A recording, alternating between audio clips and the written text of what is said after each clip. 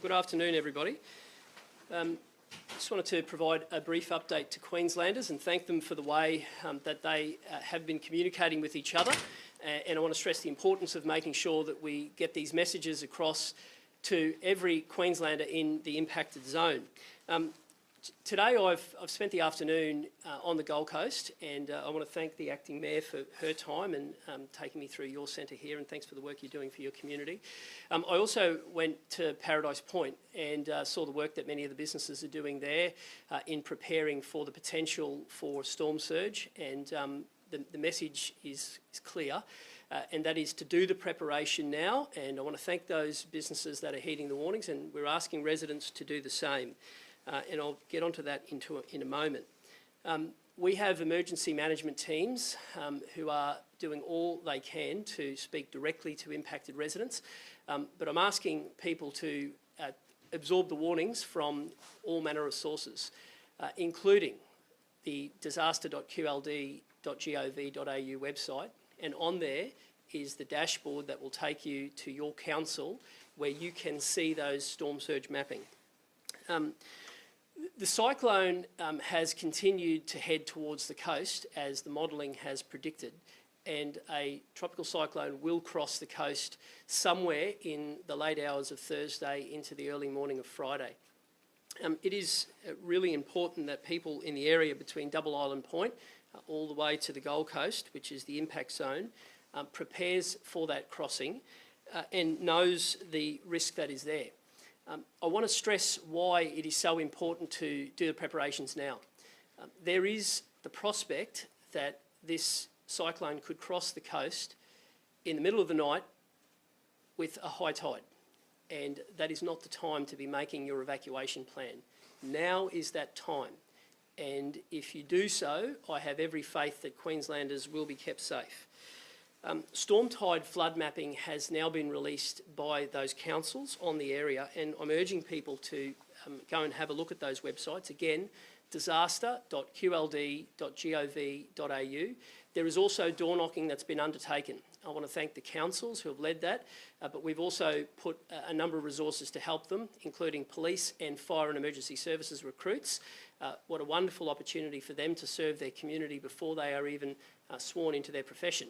And we're really grateful for the work they're doing, as we are for the SES and all of our other volunteers. It's critical that people make themselves aware of those storm tide flood mapping, and if you are in that storm flood zone, make your emergency evacuation plan. Stay up to date with those mapping as Council continues to update it, and know the importance of the things that you can do now.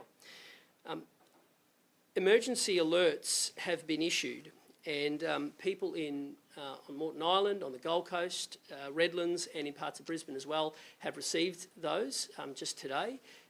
Great opportunity to know one other way of connecting with people, but it is vital that text messages won't be the only source. Go to those trusted websites, talk to your friends and family, and do those preparations. Large-scale door knocking operations are underway, and I want to thank the way that people have particularly assisted vulnerable Queenslanders, people, those in nursing homes, in aged care. We've pre-deployed health services into many of those areas, as well as power generation. We continue to work and offer those people who are sleeping rough the opportunity to also get out of harm's way, and we continue to move people out of those zones. Flood warning remains in place from the Mary River all the way to the border, and we will expect to have minor to major flooding in the days ahead. I've spoken a lot about the three phases. The first was that coastal erosion, which we saw over a large part of the Queensland coast. We are now moving into the second phase, and that is those damaging and destructive winds. They will come as that cyclone crosses the coast, and it is important that people make their preparations. Now, I want to address this. There is those people who are in those storm tide zones. You will make an informed decision based on the information that you've got. Our preference is for you to go and stay with friends and family. That is always the best option. If you have the means and you can go to a motel if that's not an option, the evacuation centres are available, as a last resort, of course, we want people to be safe, but our preference is always to be with friends and family.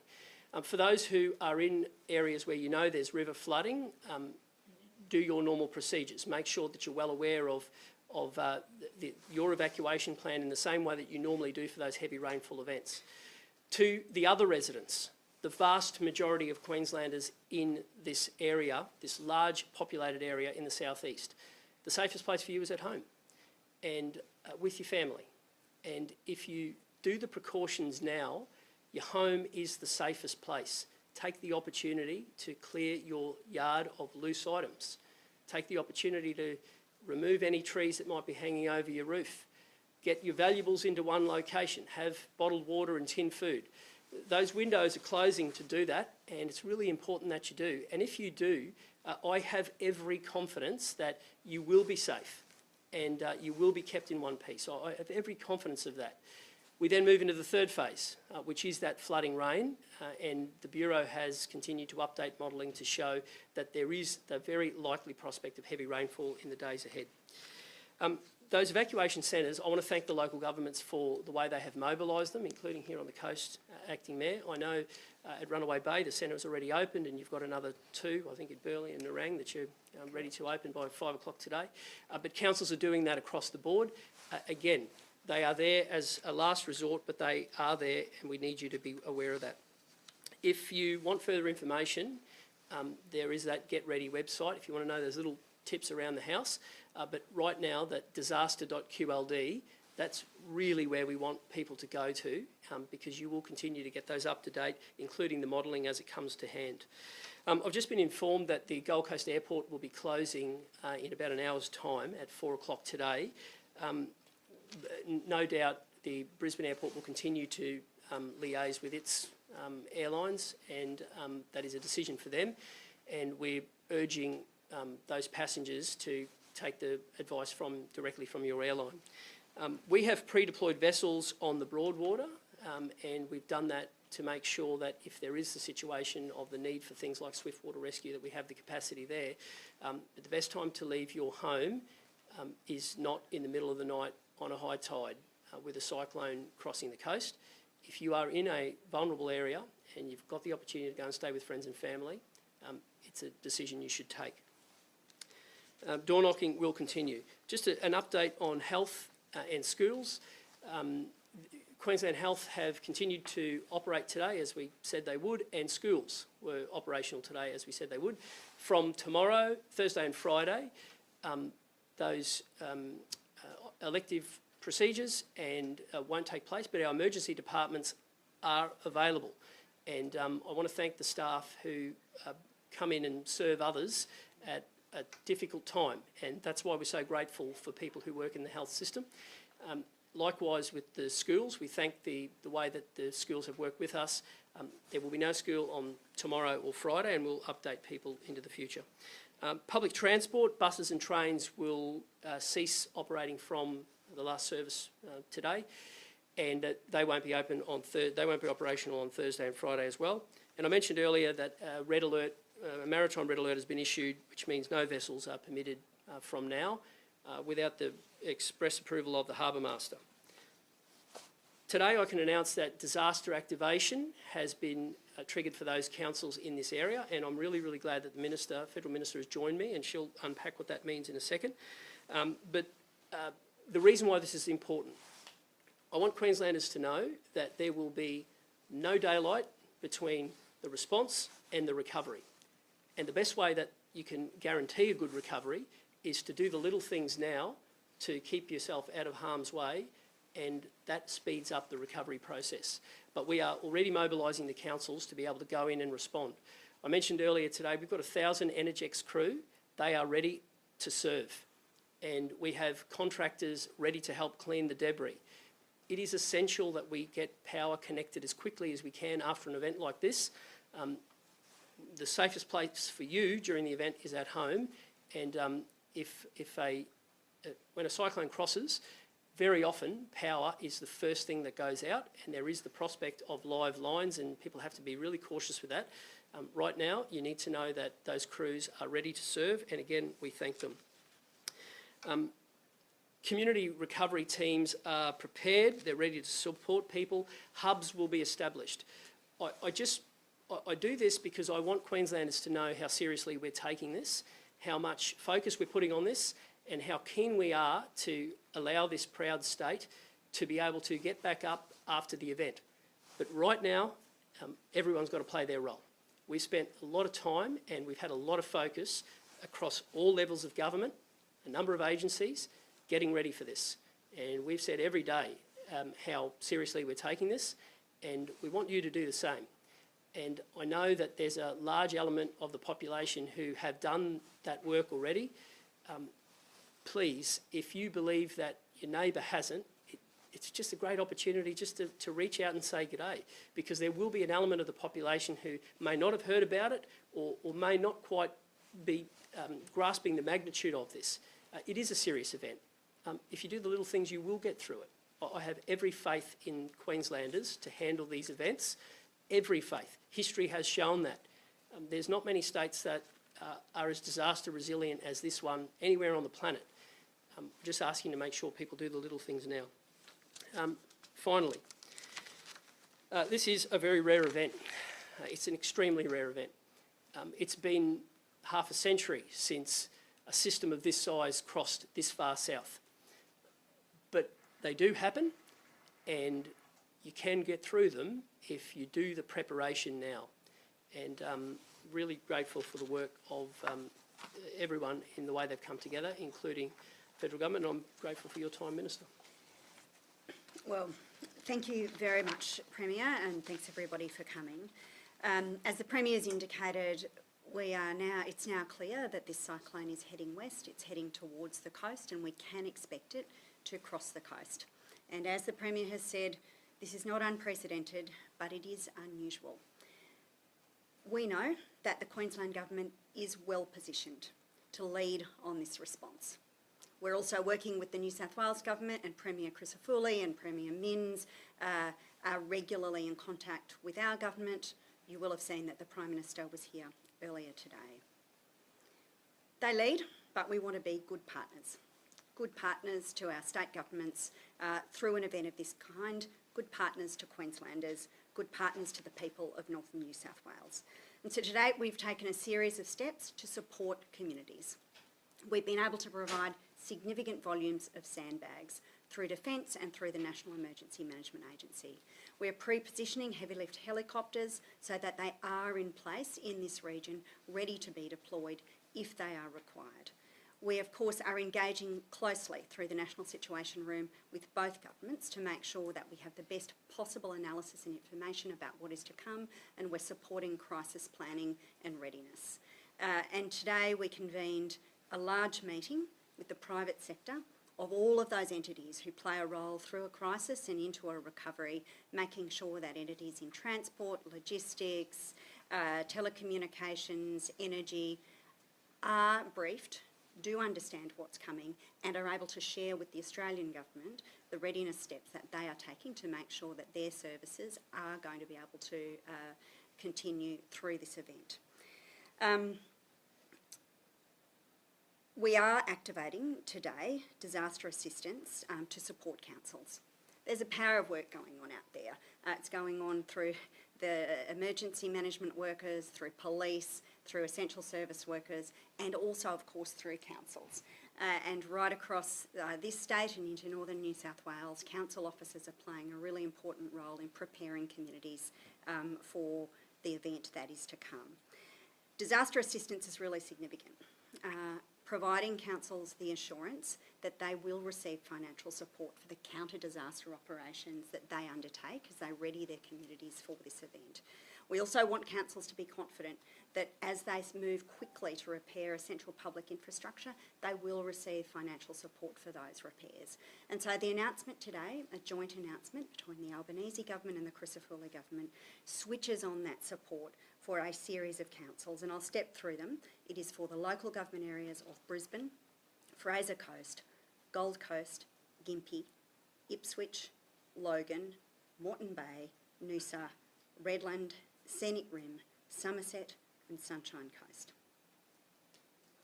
And I want to say this, We are moving quickly to do this. I'm really grateful to Minister Lay, with whom I work very closely and very regularly. Unfortunately, we've had many occasions to speak with one another over this high-risk weather season, but it is a pleasure to work with her and her team. We've worked closely to put these arrangements in place quickly so that councils can have confidence in taking the steps that they require. It is a precursor of what's to come. We're determined to work hand in glove with the government here to make sure that Queenslanders have the support that they require. That's true in northern New South Wales as well. As the Premier said, it matters how quickly and smoothly we are able to move into recovery. Right now, the focus is on protecting life. But there will come a time in the very near future when we have to turn our minds to recovery, and we want to make sure we're ready.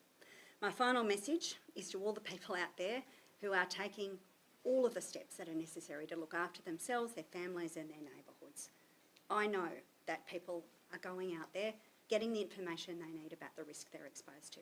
I know people are working to prepare their homes, to prepare an evacuation plan or to ready themselves for the weather that is to come. And I know that people are heeding the warnings that are provided to them by emergency services. To all of you, I say thank you. We can get through this together, and you should understand that all levels of government, local government, state government, federal government, are working together in the community interest and to keep people safe. Thank you. Thank you. Thanks very much, Minister McAllister. Thank you. Over to you guys. So what does the disaster kind of funds look like for councils? Is it grants? How does it work? It enables councils to get in and do the work rather than squabbling over those loose change. And it's a process we've put in place, having seen in years gone by a more cumbersome approach, and it's on the back of having a good relationship and a trusting relationship with local government. So it enables them to get in, do the work, and then they can claim that back. And rather than go through that process, they know that that money's there. And in many cases, it's the difference between a road being repaired immediately or not. And so I want residents to know that we do that because we understand psychologically how important recovery is. And it's also important before an event to know that it's not going to be a process where you're left on your own. Right now, there's a whole heap of people in North and Far North Queensland who've just been through a really big flooding event. We've got people on the ground there right now, working with those councils. And we've got people impacted from one end of the state to the other. And every Queenslander matters, and every Queenslander is going to be serviced. And right now, there's a big challenge in the southeast of the state, the likes of which we haven't seen for a long, long time. But I've got every faith in those Queenslanders, and I've got every faith in the processes we're putting in place. And all we're asking is for residents to do that little bit of work now in the remaining window, and we'll get through it. We're hearing from employees, they're getting mixed messages from their employers as Yeah. to whether they should go into the office or not. What's Yeah. your advice there? Well, throughout this, we've given the information and we've allowed people to make an informed decision. So I can tell you what we've done. Today, we said that it was fine for people to go to school and go for their regular health appointments, and public servants went to work. From tomorrow, we've put in place a system that people don't have to go into school and into the health system or into the office. That's what we're doing. We've given the advice to people, and I have every faith that people will make the right decision. A large number of police arriving today. What will be happening with them? Westo, it's important that we have that sign of how seriously we're taking it, and in many cases those police will be going door to door. They will also be there to make sure that the logistics that are needed are on the ground. And by the Commissioner, the Acting Commissioner, putting in place that declaration, that gives them a level of authority that they're able to truly lean in and help get results. And I make the point to all Queenslanders, if someone turns up at your door and is giving you the information, they're not there because it's something as an afterthought. They're there because it's important and you're important. And increasingly, I do believe that when events like this happen, that people realise truly what's important in life. You are what's important in life. And of course you should do all of the preparation to protect your property. Of course you should. That is the most important thing. But humans are worth more than any other material possession. Which areas are they brought up in? Do right across the board. All of those local government areas have mapped those storm surge, and they are going door to door. Now, I say to people, getting a knock on the door is just one thing you should be absorbing. You could get a text message. You'll also have those maps that are on disaster.qld.gov.au, and you can have a look and make an informed decision. Now, if you aren't in one of those zones, either a flood or a storm surge, best place for you is at home, and you've got to prepare your house. And by tomorrow afternoon, preparing your house will be very difficult. That window is now, so get in and do the little things. Can I ask you about voties, because you've got a lot in your electorate? What's the best advice if you live on a boat? Well, we've had state government officers actually go and speak to those people on vessels, including some who are in vessels that aren't of the most seaworthy nature, which you and I have spoken about over the years, and we've advised them that there is a safer place for them than being on their vessel, and that message will continue to be delivered. Now, again, we give people the information and they make an informed choice, and the information we're giving people at the moment is being on a boat is not where you should be. And I come back to everything that we've done from the start of the week. We give the information in a clear and concise way, and that gives people the ability to make an informed choice. And as the system moves closer, and to be clear, there hasn't been a model for the last few days that hasn't said that this will cross the coast and hasn't said that it will be a cyclone when it does. So it's happening. Exactly where will continue to tighten, exactly how strong and exactly when, they're the variables. But that window is closing. But the one thing that is not negotiable, the one thing that's been consistent for a long time, is that it is going to cross. So we'll provide the information, and it will be on a greater frequency as the event gets closer. When we know something, you'll know it. And we just ask people to make the right choices, and I've got every faith they will. All right, guys.